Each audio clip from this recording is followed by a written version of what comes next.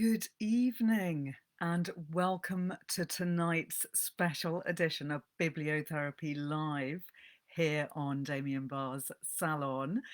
I'm going to be talking this evening about artists in literature, and I have my paintbrush to hand because I've actually been painting in my studio all day myself, because some of you may know that I too am an artist as well as being a bibliotherapist.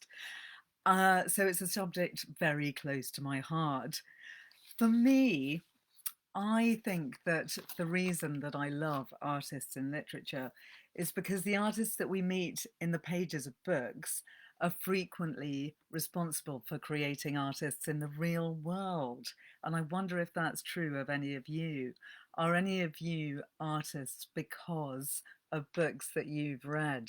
Or do any of the books that you've read about artists make you want to pick up a brush or pick up a chisel and carve some stone, or create some installation or video art, or perhaps become a more abstract kind of artist of which there's not yet a definition?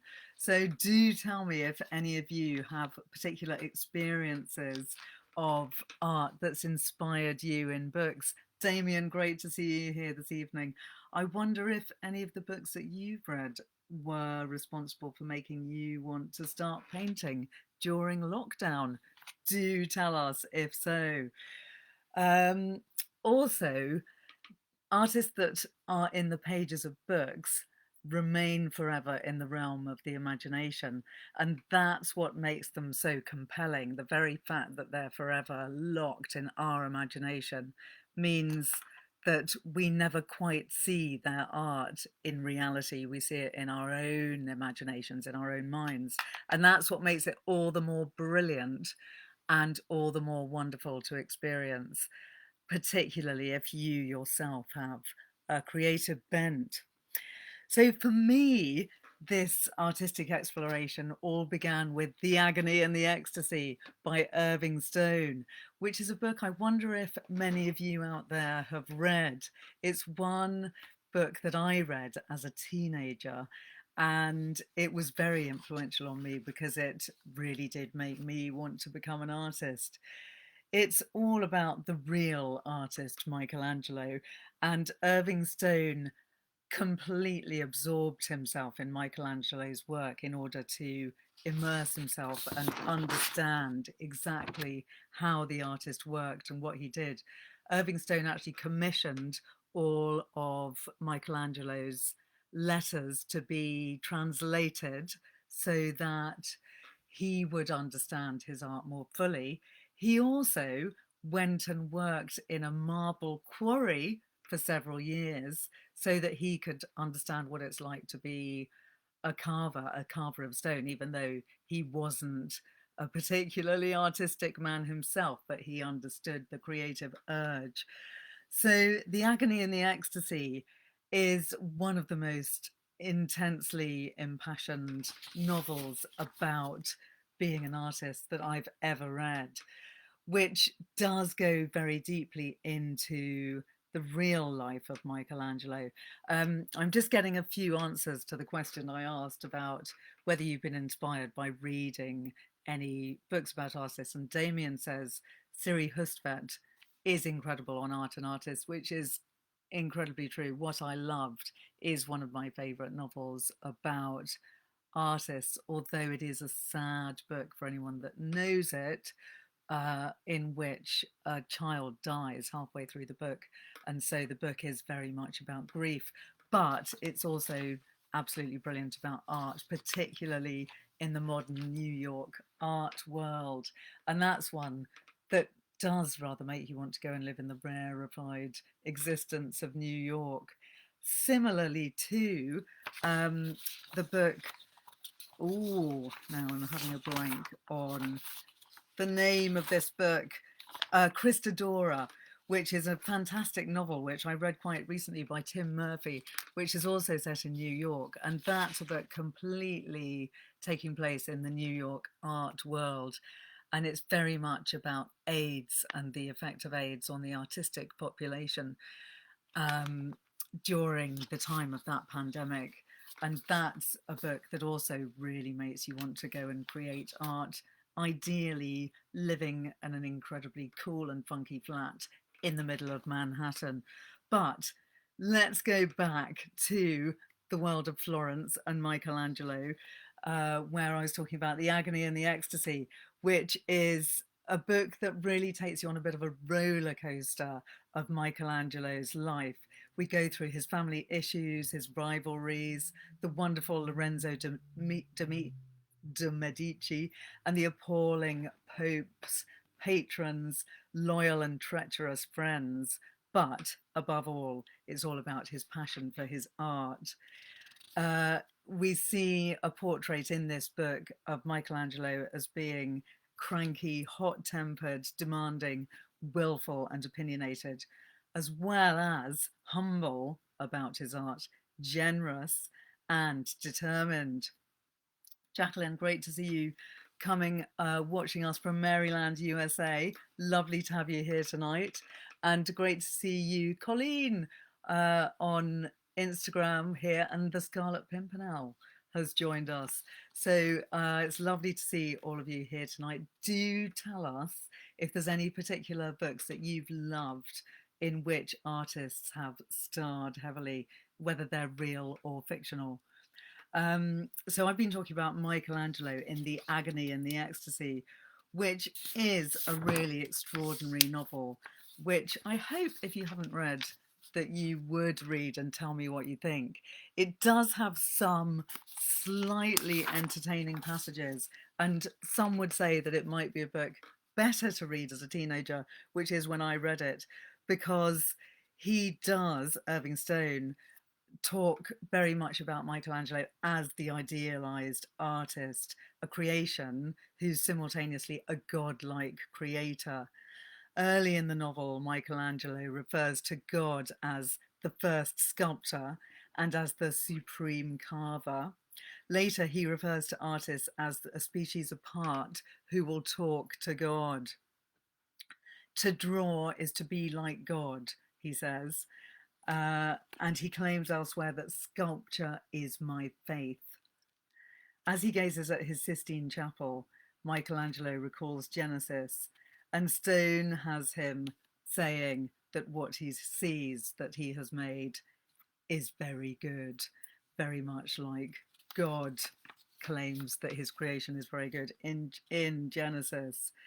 And this analogy continues in a rather sexual metaphor when the sculptor expresses his relationship to marble in very sexual and sensual terms. Having expended himself on the marble, he has no creative energy for personal relationships. For Michelangelo, the act of creation involves the thrust, the penetration, the beating, and the pulsing towards climax. Could we be any more sexual about Michelangelo's art? Blocks of marble are seen as virginal. The chisel penetrates and seeds its female form. The sexual act is expressed in terms of sculpture when he's actually having sex with women. He uses a chisel on the warm living marble of Clarissa's body, which had been earlier described as having been already carved. It's highly dubious, frankly, but one can imagine Michelangelo perhaps having that rather extreme, intense sexual relationship with his art, because he's married to his art. He actually says in the book that he's married to his sculptures. So The Agony and the Ecstasy was one of the first books that I read that made me want to be an artist. But equally responsible was Mary Stewart's Ludo and the Star Horse, which is a really lovely children's book, which I would recommend to readers of all ages, in which Ludo is the son of a sculptor, a whittler, a man who works in wood. And Ludo wishes, when he's about 7 or 8 years old, that he could be as brilliant as his father in sculpting. but he feels incredibly clumsy and he can never find the being inside the wood that his father can find. And in this book, Mary Stewart describes that sense of creation in a really brilliant way. She talks about how every artist who is working in 3D and trying to bring something out of wood or stone is looking for the living thing, which is actually inside that piece of wood or stone, which is waiting to be liberated. And that was such a magical image that I really understood that urge to create and want to bring things out of their natural form, even though, as it happens, I became a painter, not a sculptor. I'm absolutely useless when it comes to working in 3D. I much prefer to work in the 2D realm. But this book is about how Ludo's horse goes missing, and Ludo then follows his horse into the skies, and he meets various astrological related people. So he meets the fish, he meets the archer, he meets the twins. Not sure if I've got a picture of them handy. He meets the bearer of the scales, and so on. And in the end, he's met everyone in the zodiac. And as the book progresses, Ludo does actually find his inner artist, which is a really wonderful thing to behold. So it is a kind of coming of age novel in which Ludo does find his ability to unleash the beings within the wood that his father has, and he starts creating and whittling wonderful birds and horses and insects. And so we see him go from being a clumsy boy to an artist, and that's one of the books that definitely brought out my inner artist at an early age. So I would very much recommend a bit of Mary Stewart. I've always loved her, and she tells a great tale. Moving on to another book all about painting, and I apologize to people with a more sculpting kind of bent tonight that I am a bit biased towards painting, being a painter myself. So we should definitely have another session, Damien, in which we talk more about other kinds of artists. I have slightly heavily lent towards the painters tonight. So this book, 4 Letters of Love by Niall Williams, is about a man who has an incredibly boring job. He works as some kind of cleric and is a kind of suited father with lots of responsibilities who goes to work every day with his briefcase and earns not that much money living in Ireland. He's an Irish civil servant. And one day when his son Nicholas is 12 years old, his father announces that God has commanded him to become a painter. He then abandons his wife and family, and his wife is driven to despair and takes to her bed. She is absolutely appalled when her husband announces that he's going to become a full-time artist. He's so far dabbled in art and not been particularly noticeably brilliant at it, but he suddenly gets this bolt from the blue and realizes that he has been told by God to become a painter. And he just goes off and paints all the time. Meanwhile, we have another character, Isabel, who's the daughter of a poet, who's a passionate girl, but her brother is the prodigy, who's a musician. So you can see this book is all about art of different forms. And yet, this family is struck by tragedy when a seizure leaves the boy mute and unable to play his instrument. And for many years later, Isabel blames herself, thinking that it's all her fault that her brother has lost his musical voice. So Nicholas, the 12-year-old boy whose father went off to be a painter, one day returns home because he gets a letter saying that his artist father has burnt down his entire house with all his paintings in it and himself too. he's immolated himself and all his amazing, prodigious, painterly work. And so this book, The Four Letters of Love, is the story of how Nicholas and Isabel both are deeply affected by these artistic disasters in their parents' lives, or in her brother's life in her case, and how they are drawn together by these artistic tragedies.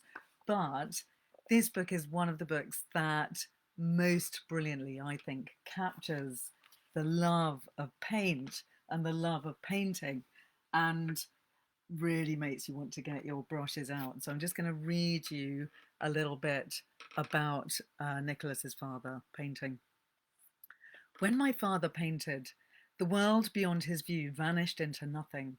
Day after day, wherever we were, all along that beautiful coastline, he established the same pattern, rising while I slept, setting up his canvas in view of the sea, painting for 4 hours in mixed tones of yellow and red and blue and green. Turbulent images of spilled colour that on the third day I realised in a sudden flash were in fact nothing more than the sea itself. Where am I? Everything he painted was the sea, but it was never blue or green. The sky was never the soft and limpid overhanging I saw when I looked west. For him, in his paintings, sea and sky were the expressions of something else. The swirling language of creation, the ever-changing monologue of God himself, the closest thing to the beginning of life itself. He painted for 4 hours and came back to where I was waking, his face drawn and exhausted, the crazy long hairs of his eyebrows flying out at the edges like wings, and his eyes puffy and small, and streaming tears from the wind. He lay down, and when I got up, he gave me money to walk to the shops to buy the day's food, and when I was gone, he slept. Later, by midday, he was awake again, and if the field we were in was close enough, he stripped and went down to swim, taking me with him sometimes to teach me how to breathe in water. The days were full of uncertain weather.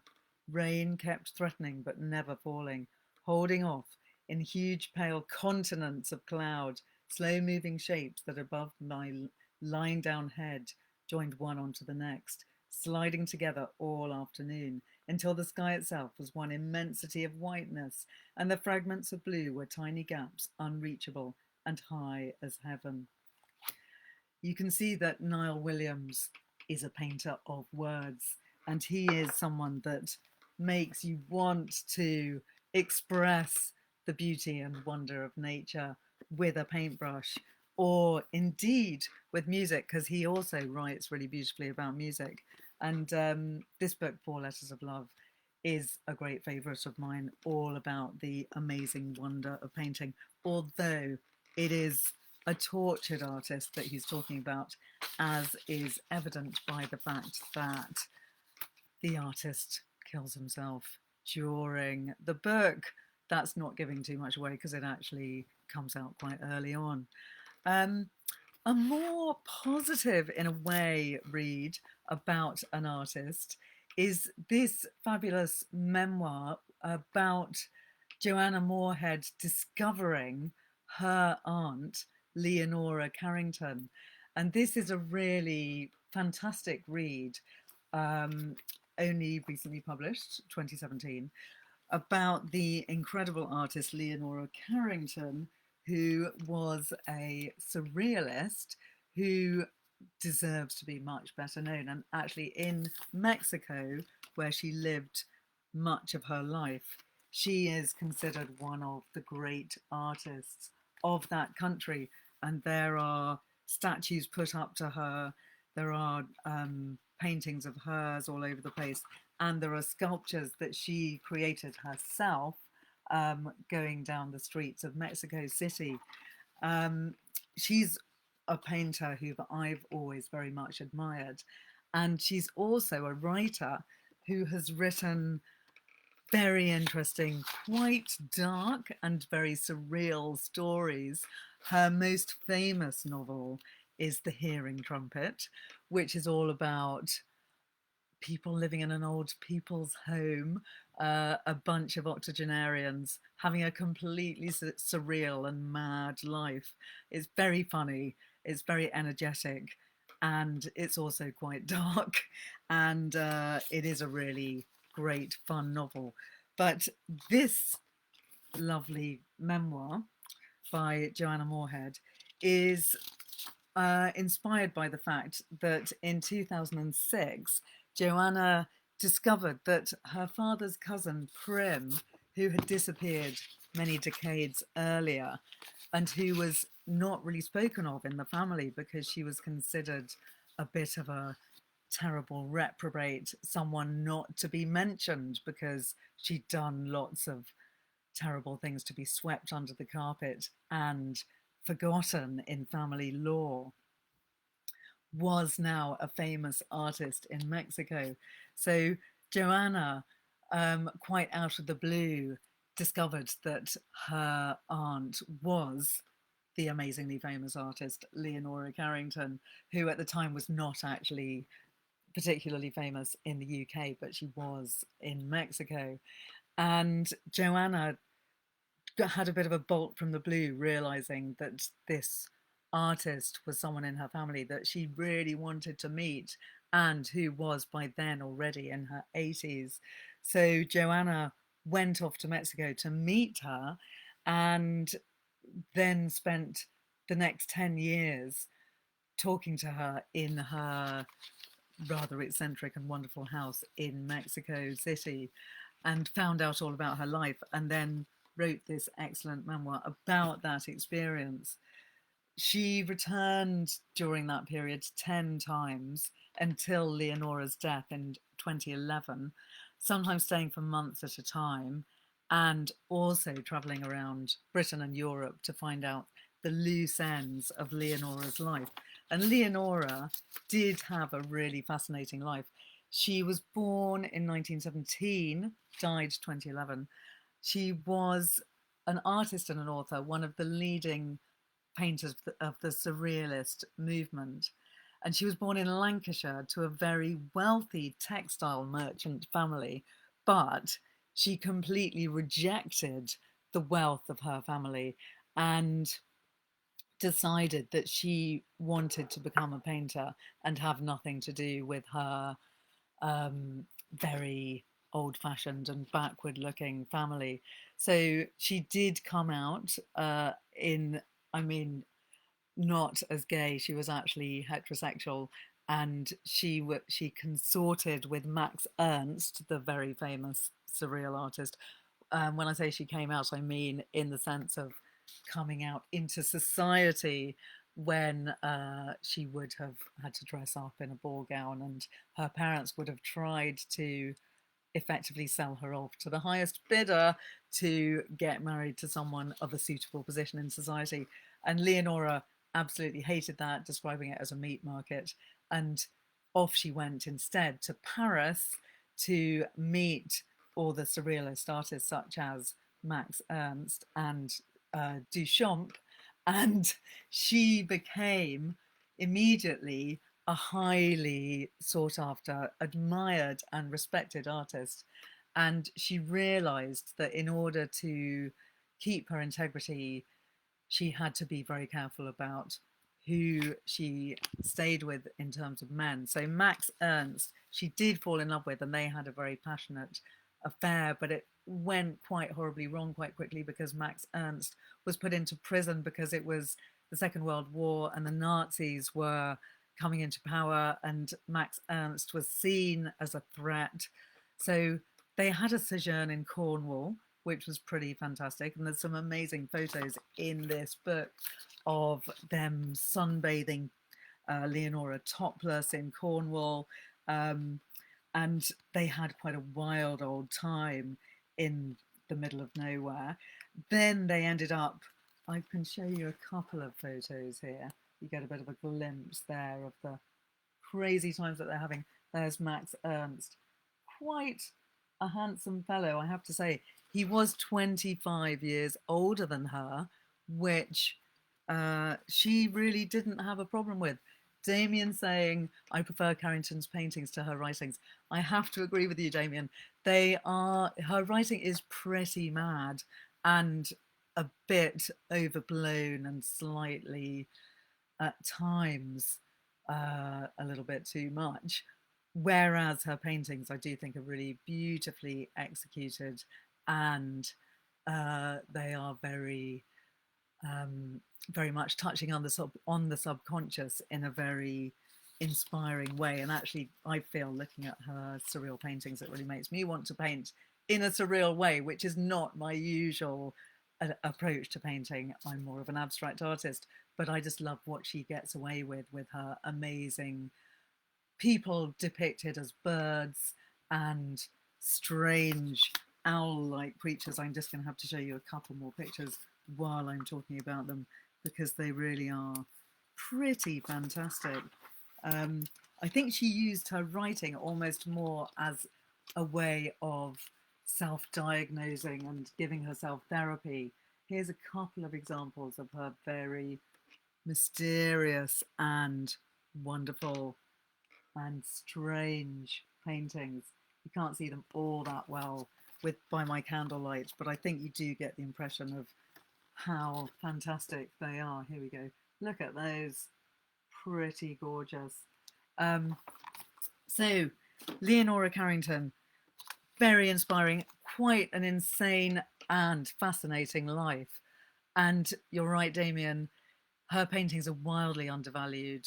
I know, it's so annoying. She really ought to be hailed and to be equally famous as Max Ernst, at the very least.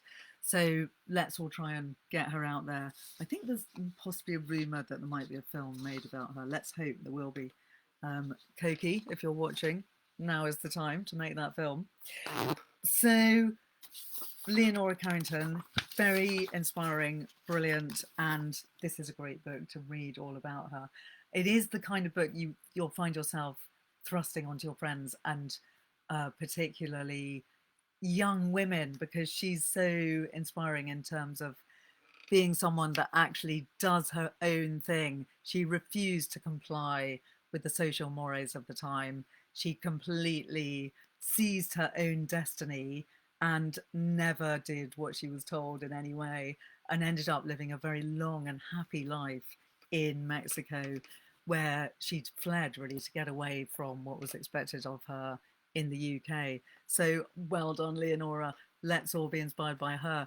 Hi, Tracy. Great to see you from Florida. Lovely that you've joined us. And hi, Jen and Bill. You will enjoy this talk about artists in literature. And I know that you're fans of Leonora Carrington as well. So moving on from the excellent Leonora Carrington, I'd now love to touch on Niall Marsh, who wrote a great detective novel called Artists in Crime. And thanks to Planty for putting me onto that, because I actually had never read any Niall Marsh, shockingly, even though we've got about 10 of her books at home in Suffolk on my dad's bookshelves.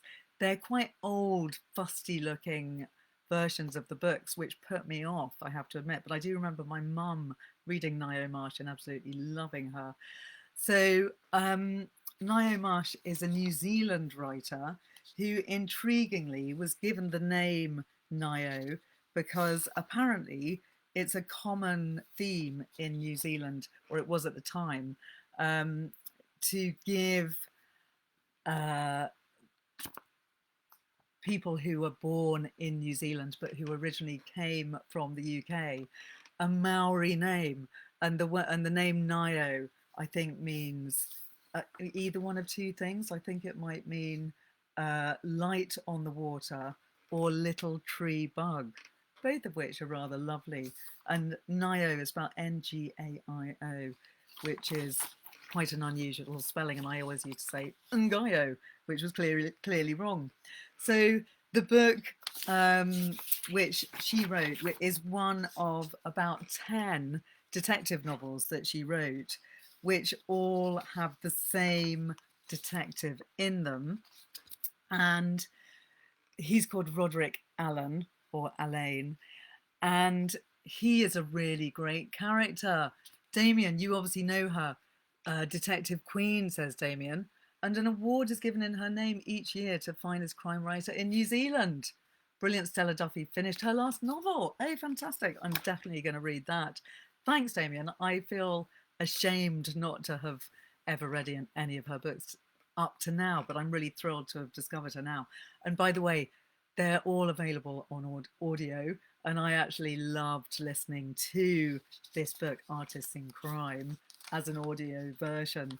It was such a good read.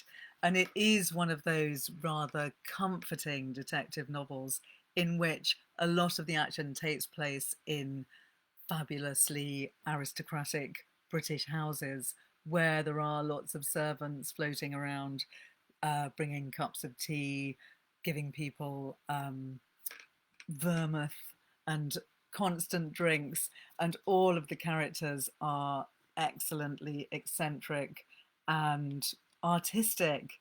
And this novel hinges around a little artistic group who meet every week. In fact, I think they actually live in the house of an artist called Troy, who is a woman, and Troy is their mentor and teacher, and she's showing them how to become better artists. I think she's comparatively young, and they're all kind of in their 20s.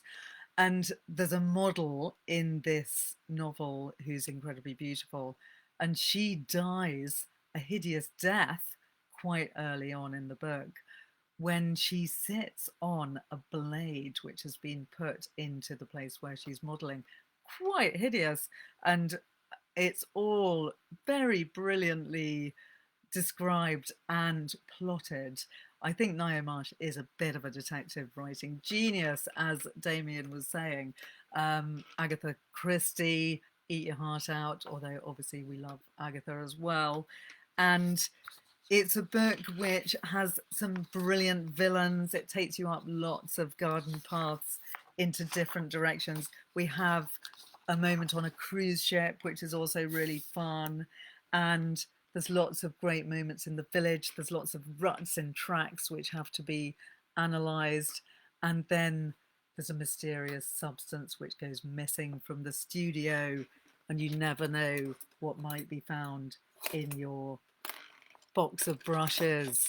You always have to watch out for those strange smells I find in your studio. So Niall Marsh's Artists in Crime is a great novel, really fun. And I actually really love the way Niall Marsh describes the artists as well, because she really captures all their little jealousies between each other, the way that they're constantly bickering and pitting themselves against each other. As someone who spent quite a lot of time in art classes myself and also taught art quite a lot, I can very much relate to Troy, the art teacher, and to the art students with all their jealousies and rivalries. And it keeps you guessing all the way through the book about who did it and why.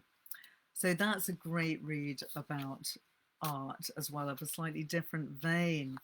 I'd now love to mention one of my favourite books that I do prescribe very frequently to readers of all kinds, which is Patrick Gale's Notes from an Exhibition, which is a book centred around the life of an artist called Rachel Kelly, who has bipolar disorder. And at the very beginning of the book, Rachel dies, and we realise that this is a retrospective of her work, and that we, the readers, are being treated to the notes from an exhibition. So at the beginning of each chapter of this book, there's a little panel which explains one of the artifacts that were found in Rachel Kelly's studio when she died. So, for instance, the first one is a fisherman's smock. There's also Chianal trees, which is that's one of her paintings. But then there's things like a vase, there's a Ming frog bowl, there's lots of postcards, and cards that were created by the artist, as well as other paintings which are described.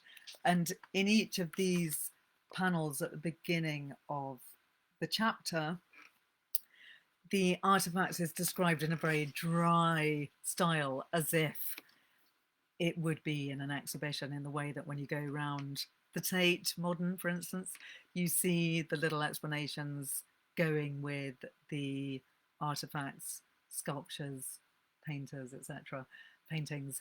And they're normally described in this quite academic style. And then the chapter goes on to give you the background to that moment in time and explain what was happening with the characters around Rachel, the artist.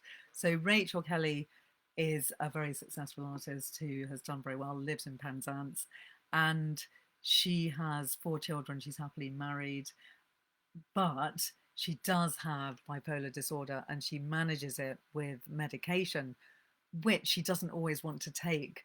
So she creates some of her best work when she's not on medication. So, for instance, when she's pregnant and therefore she can't be on the medication, or when occasionally she's decided to issue the medication and throw it down the loo, although in fact she doesn't throw it down the loo because she thinks that's bad for the water.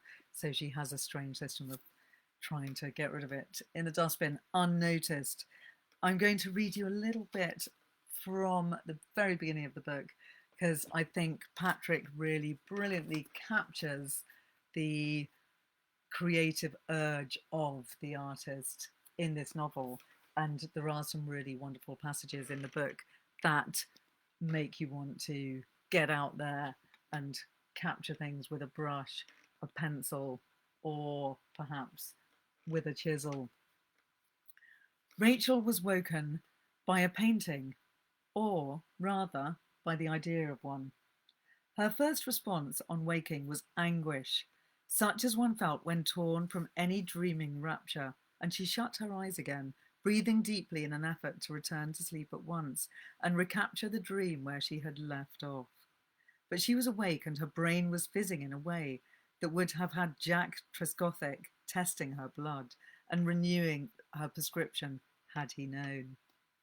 The painting was there still, scorched onto her retinas like the after image of something seen in a dazzle of sun. If she blinked, she saw it again for a second. She saw the colours, the great vibrating humming globe of it, but she was afraid that if she moved too soon or were forced to speak, it would leave her. She had always worked this way before when she was young or younger. An image or elements of an image would come to her quite suddenly, often unprompted by anything around her. But then it was up to her and her wild brain to hold on to it long enough to fix it on paper or canvas. She was superstitious of describing the process, but if forced to put it into words by a trusted friend, she would have likened it to taking dictation. If one could take dictation of an image from a quixotic teacher who would never be relied upon to repeat anything one failed to catch. Once she could find even a rough way to translate the image into crayons or pencil or lipstick or whatever lay to hand. She had once used a green boiled sweet of her daughter's. She could be fairly sure of accessing it again at greater leisure for a more polished rendition. I love that, the way he captures that creative urge and the way that an artist is desperate to capture onto that hovering image in their mind and find a way of imprinting it on paper. It's a book which very much delves into the creative process and talks about the effect of that creative process on the artist's family, which is a fascinating aspect of artists in literature. And all of the children in the book have very complex relationships with their mother. One of the scenes that I love the most in the book also is that every time one of her children has a birthday, Rachel spends that day with just that child. So she's got 4 children and she'll take that child off school and spend the day with them, and then they can choose whatever they like to do that day. And on one of those days, Petrock, her son, goes to the beach with her and he finds 6 stones which to him represent the members of the family. They're the family stones, and he very with great difficulty and pain brings them back to the house, even though she's saying, "I'll leave them on the beach, they're too heavy and difficult to carry back." And in the end, Rachel paints the stones, and paints paintings of the stones, not paints the stones themselves. And that's such an incredible image, the idea of painting the stones as monumental, huge, fantastic canvases. Because I'm not sure how big they're meant to be, but I imagine they're not that big, but they're quite heavy, something you can hold in your hand. And then Rachel makes these stones into enormous monuments in her paintings, and they're exhibited later on in the novel. And that's one of the things I've always loved about this book, the idea of those stones being painted. And I wonder if anyone's ever done that yet. Patrick, if you're watching, you need to tell us. And if it hasn't been done, I'm going to try and do it myself one day. So that's Notes from an Exhibition, which I love and very frequently give to people to read in my role as bibliotherapist, because it's a book which is full of many different emotions. It's really beautifully, sensitively written, and I feel that it reflects wonderfully on many different types of relationship, particularly family relationships between siblings and parents. Another artistic book that I'm pretty much in love with is The Muse by Jessie Burton, which is all about a female artist who conceals her identity. It's another sexist moment in art, actually very much roughly the same time as Leonora Carrington was alive. So this artist is a fictional artist called Olive, and she's the daughter of an art dealer. The book is set in the 1960s and coming up to the present day at times. And it's all about the difficulties of being a female artist in a man's world. And we meet Peggy Guggenheim, who collects some of the work of the artists in the book. So we do, sorry, it's 1930s, not 1960s.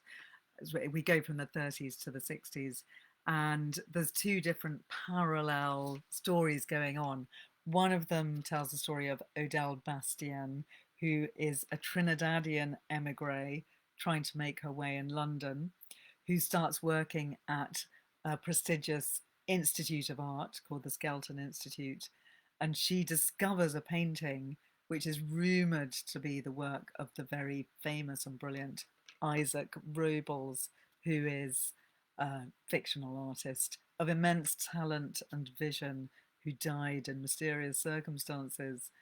And Odile is drawn into a complex web of secrets and deceptions and doesn't know who to believe or who she can trust. So we have this really great artistic conspiracy going on as part of the story, which is in the 60s. And then meanwhile, we have in the 30s in Spain, Olive Schloss, who's the daughter of the Jewish art dealer and an English heiress. And she finds herself in this very poor, restless village on the southern coast of Spain. And she grows close to a young housekeeper, Teresa, and Teresa's half-brother, Isaac Robles, who's the idealistic and ambitious painter. It's a really great novel, full of twists and turns, which I would recommend to everyone, which gets you quite enraged by the frustration of being a female artist at that time. So in a way, it's kind of the opposite of the Leonora Carrington book, because it's one in which the female painter is frustrated, though insanely talented. Helen, you're saying that you love The Muse. Hooray! It's such a great book. And I think after Jessie Burton wrote The Miniaturist, it's not become quite so well known, and it should be, because I think it's an even better book. I'm going to read you a little bit from the book where I think Jessie Burton really captures that intense desire to paint and that incredible creativity. Blood alive, head singing from the way Isaac had looked at her, Olive grasped her easel, pulling open its 3 legs and fastening them tight. She found the wooden panel she'd taken from the outhouse and placed it on the easel. She opened her window to let in the moon, lit the oil lanterns and switched on the electric light beside her bed. She knelt before her travelling trunk like a pilgrim at an altar and ran her fingers over the paint tubes hidden under the cottons. As she pulled them out, Olive felt a familiar connection, as if her heart was slotting into place, a moment to breathe. Not one of her colours had burst in transit, all her powders intact, the sticks of pastels not cracked in half. They'd always been loyal to her when everything else was falling out of place. Moths hurled themselves at the bulbs as she worked, but she paid no mind. For the first time in a long time, all else was eclipsed by a purer sense of purpose and the image that was emerging on the old wooden board. It was a view from the bottom of the orchard, in exaggerated colours, the finca behind it, its peeled red paintwork on every window. It had its feet in the earth, but the sky above was enormous and swirling, with a hint of angelic silver grey. The scale of the house made it look smaller in the painting. The trees in the foreground laden with such fruit that it was really not there. You could just about call it figurative, but it was not realistic. It had a new form of surreality Olive had never executed before. For all its grounded colours on the fields, ochres and grasshopper greens, the folkloric tenderness of russet furrows and mustard browns, there was something otherworldly about the scene. The sky was a boon of promise. The fields were a cornucopia of cereal crops and apples, olives and oranges. The orchard was so lush you might call it a jungle, and the empty fountain had turned into a living spring, the satyr's canton now gushing full of water. The finca rose up like a welcoming palace, her father's house, with many mansions, its windows huge and open to her gaze. The brushstrokes were loose, and colour dominated technical accuracy.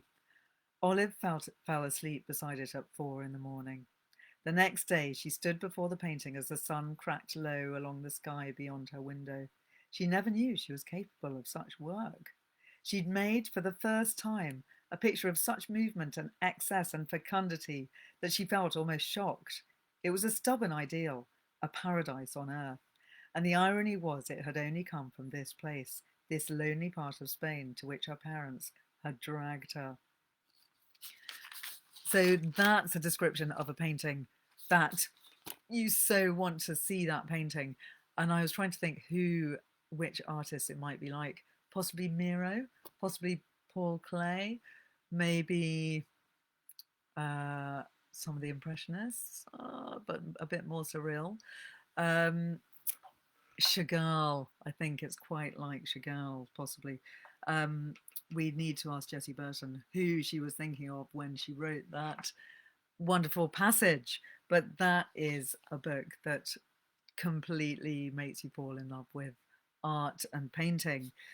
A book which really grapples with the difficulties of capturing a portrait is Jose Saramago's The Manual of Painting and Calligraphy, a novel, which I'm aware that time's going to run out, so I'm only going to read you a tiny bit before I am unable to mention more amazing books.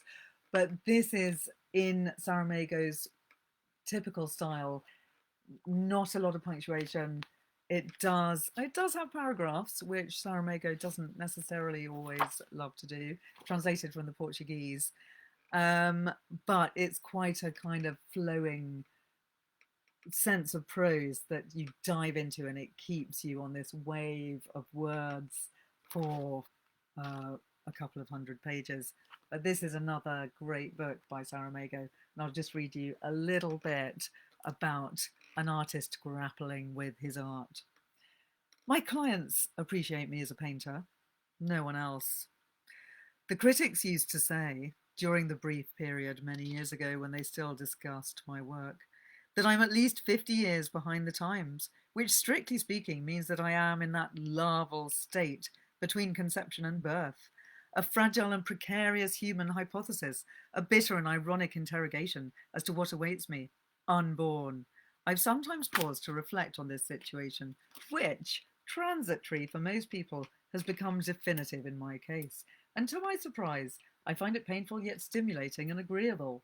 The blade of a knife one handles cautiously, while the thrill of this challenge makes us press the living flesh of our fingers against the certainty of that cutting edge. I'm just going to skip to a tiny bit more about portraits. Prepared as I am to confess to these deficiencies, I've always known that no portrait is ever faithful. I would go further. I've always thought myself capable, a secondary symptom of schizophrenia, of painting a true portrait, but always forced myself to remain silent, or assumed that I was forcing myself to remain silent, thus deluding myself and becoming an accomplice. Before the defenceless model who patiently sat there, feeling nervous or pretending to be relaxed, certain only of the money he would pay me, but foolishly intimidated by the invisible forces which slowly swirled between the surface of the canvas and my eyes. I alone knew that the picture was already finished before the first sitting, and that my task would be to conceal what could not be shown. As for the eyes, they were soon blind. The painter and his model always look terrified and ridiculous when confronted with a white canvas, the one because he's frightened of being incriminated, the other because he knows himself incapable of making any accusation, or worse still, tells himself, with the presumption of the castrated demiurge who boasts of his virility, that he will refrain from doing so only out of indifference or compassion for the model.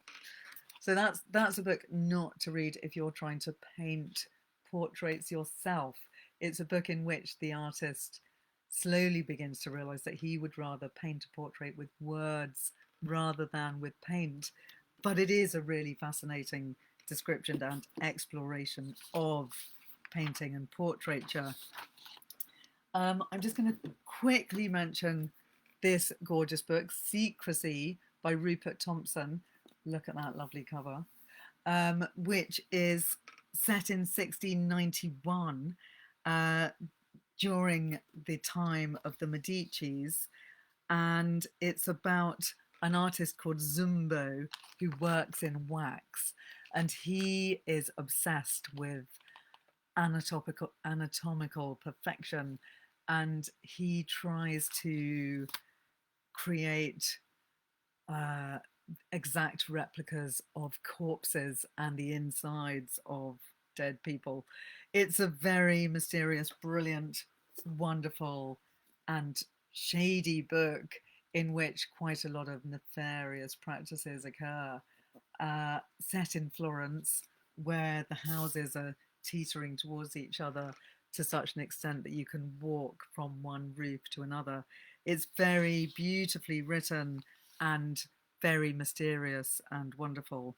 And I would very much recommend that as a different kind of artistic exploration to the ones I've been talking about. A young adult novel, which is very inspiring for young artists and is also a great read for adults too, is I'll Give You the Sun by Jandy Nelson, which is about twins who are both artists, and I think they're about 16, and they're both attempting to go to art school. And they've always been completely in each other's pockets. Jude and Noah, boy and girl, they're inseparable. But then something goes wrong with their relationship that I can't reveal, to the point where they actually stop talking to each other and they have this terrible rift. It's a really wonderful book about art because they're both obsessed with art. They're both great rivals of each other, and they both create art in very different ways. One is a painter, one's a sculptor, and the sculptor actually creates these wonderful sculptures out of sand on the beach, which of course only last until the tide comes up. And I just love that image of the sculptures on the beach, which are very abstract sculptures. They're not sandcastles by any means. They're sculptures of people, and you get the feeling that they're kind of the type of sculptures that look a bit like a person running in the wind. And I just love the way sculpture is actually described in this book. There's a mentor in the book who becomes their kind of savior, nemesis, possibly not an all good person. He has a lot of different sides to him, and he's a sculptor, and he really makes you feel that passion for getting out a chisel and cutting into stone and trying to release something on a really big scale, a bit like how I was describing with Ludo and the Star Horse, which is the much smaller version of that kind of idea in which a boy is trying to release a sculpture from within. So I think that's a good place to end this exciting romp around art and artists in literature.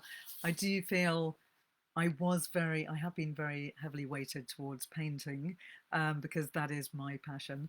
But I would love to return at some point to talk about other forms of other kinds of artists in books. And I'd also love to know of any books that you would mention that I haven't talked about. For instance, The Vivisector by Patrick White comes to mind, Tracy Chevalier's Girl with a Pearl Earring, and Underworld by Don DeLillo. There's a lot more amazing artists in books out there that I haven't mentioned. So I will be back in a month's time on October the 13th with another exciting bibliotherapy evening on Damien's Salon. Next week, I myself will be in Cornwall doing an exhibition of authors who I'm painting. So do come along, anyone in Cornwall, do come along to the North Cornwall Book Festival, which starts next Friday to Sunday. And I'm going to be exhibiting paintings in a church, and they're part of a series of paintings which I'm just beginning. I've done 9 portraits, and I'm intending to do portraits of all of the most wonderful authors who I admire and love based in the UK. And this is a project that I'm doing over the next couple of years and exhibiting in many different places around the country. So I'm going to be exhibiting in festivals, at the Prima Donna Festival and the North Cornwall Literary Festival again in a year's time with more portraits. And before I go, I'm going to give you a little quiz. Today, I've been painting using this colour palette. This is my palette of today. And I wonder if you can guess from those colours which living author I was painting today. If you can guess, I will send you a book by that author. To make it a little bit easier, I'll give you a multiple choice because I know that's quite a difficult question. So it could be one of these 4 authors: Patrick Gale, Kit Duvall, S.J. Watson, or Rachel Joyce. Which of those authors do you think I might have painted using these colours? If anyone wants to send me their thoughts on that question, send it if you can on the Facebook comments, or send me a tweet or send me an email. I just saw that someone mentioned my year of rest and relaxation. Thank you for that, which is a really fantastic novel, which I also love, and which is a great book about art and artists in a rather satirical vein. I wouldn't say that it really is a book necessarily that makes you want to create art yourself, but it is a really excellent, wonderful novel to read about the art scene. So do sign up to the Damien Barr Literary Salon newsletter, which you can do by going to www Damien Bar Literary Salon. I think I've got that right. I hope so. Damien, if I haven't, please tell me. I'll put it on the comments as well. Because if you join our newsletter, then you'll be the first to know about the incredibly exciting salon events which are coming up in the autumn season, to be announced on the 30th of September.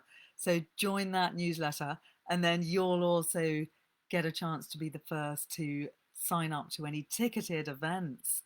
So hello Sam, lovely to see you here tonight. Seeing that you love a quiz, try and see if you can get that question right. The authors that I was mentioning that it could be are Patrick Gale, Kit Duvall, S.J. Watson, or Rachel Joyce. And these are the colours that I was using. And you will be able to see those very paintings when you come to Cornwall next weekend, if any of you are down in that neck of the woods. So thanks so much for joining me here tonight. I'm going to go and drink some absinthe, and I'll see you very soon. Good night.